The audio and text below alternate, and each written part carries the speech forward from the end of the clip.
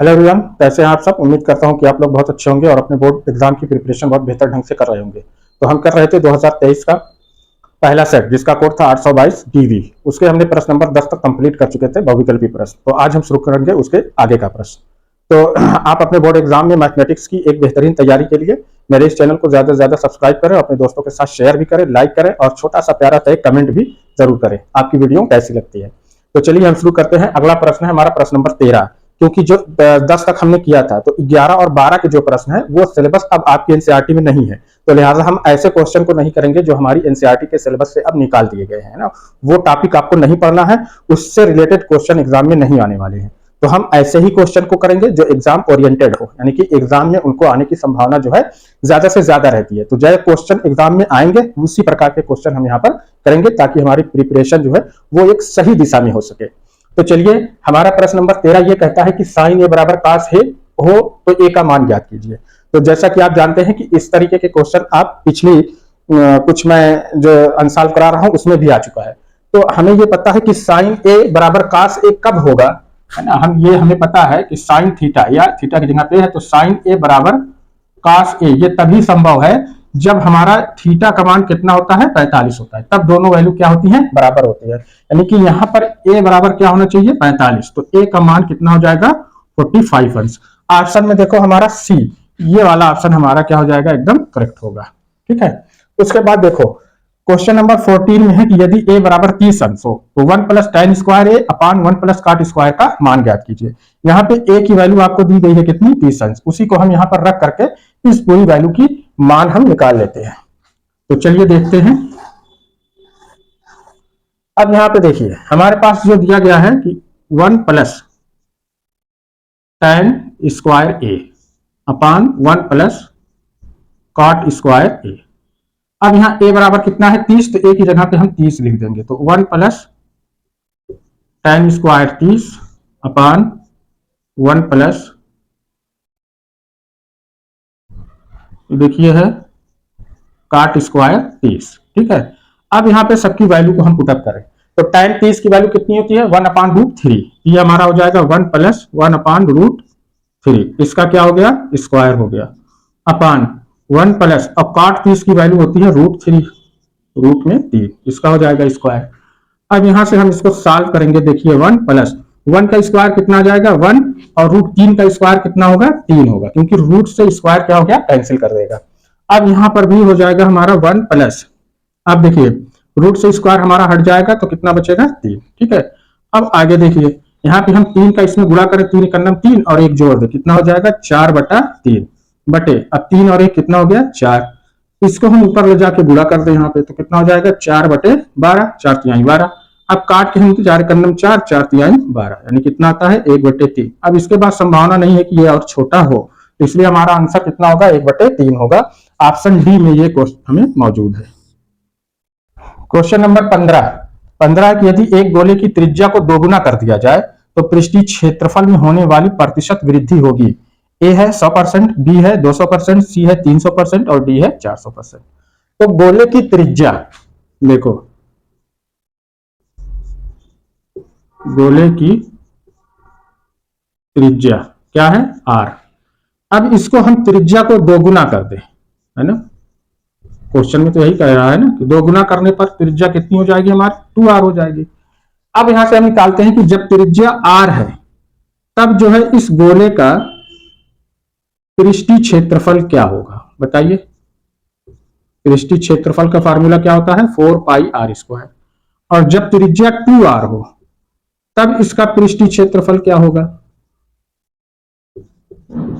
हम r की जगह क्या रख देंगे 2r, तो कितना आ गया 4π और ये आ जाएगा 2r², ये हो गया 4π इंटू 2 दूना कितना हो गया 4r, तो 4 चौका कितना हो जाएगा 16πr, है ना।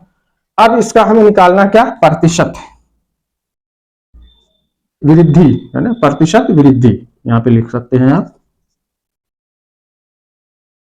तो अब इसकी कितनी आई है 16, ये अब कितनी बढ़ रही है तो 16πr में से 4πr² हम क्या करेंगे घटा देंगे, ये स्क्वायर होगा, है ना। तो ये हो गया 16πr² माइनस 4πr² बटे, अब जो इनिशियल है कितनी है 4πr², इसको हम ले लेते हैं और क्या कर देंगे, गुणे 100, है ना, प्रतिशत में हमें बदलना है। तो ये हमारा देखो हो जाएगा 16 पाई आर स्क्वायर में से 4 पाई आर स्क्वायर निकालेंगे, कितना बचेगा, 12 पाई आर स्क्वायर बटे 4 पाई आर स्क्वायर गुणे 100। अब देखो पाई आर स्क्वायर से पाई आर स्क्वायर और 4 तिहाई कितना हो गया 12, 3 गुणे 100 बराबर कितना आ गया हमारा 300%।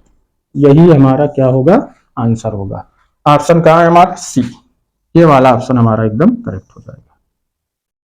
प्रश्न नंबर 17 है कि निम्नलिखित सारणी का माध्य होगा, जैसे वर्ग अंतराल और बारंबारता। 0 से 2 की कितनी है 3, 2 से 4 की है 1, 4 से 6 की है 5, 6 से 8 की है 4, 8 से 10 की है 7। तो यहाँ पर हम इस सारणी को बना लेते हैं।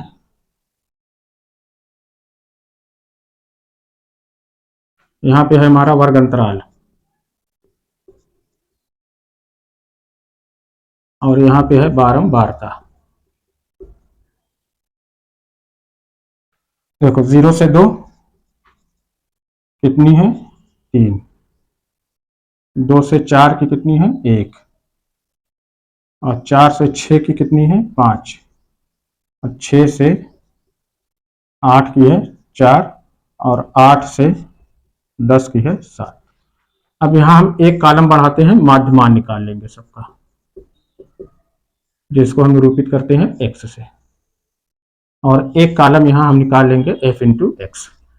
तो देखो 0 और 2 माध्यमान कैसे निकालते हैं कि जो वर्गंतराल है दोनों को जोड़ करके 2 से भाग दे देंगे। तो 0 और 2 जोड़ो कितना आएगा 2, 2 में भाग दोगे 1 से 2 से तो कितना आ जाएगा 1। इसी तरीके से 4 2 कितना हो गया 6, 2 से भाग देंगे कितना आएगा 3। डिफरेंस कितने का आ रहा है 1 और 3 के बीच 2 का, तो 2 2 जोड़ते चले जाइए। 3 में 2 जोड़ो कितना आ गया 5, 5 में 2 जोड़ो कितना आ गया 7, 7 में 2 जोड़ो कितना आ गया 9। अब गुणा कर दो, 3 एक अन्नम कितना हो गया 3 और 1 तिहाई 3, 5 बचे कितना हो जाएगा 25, 4 सत्ते कितना हो गया 28 और 7 नवा कितना हो जाएगा 63। ठीक है, यहां तक समझ में आ गई बात।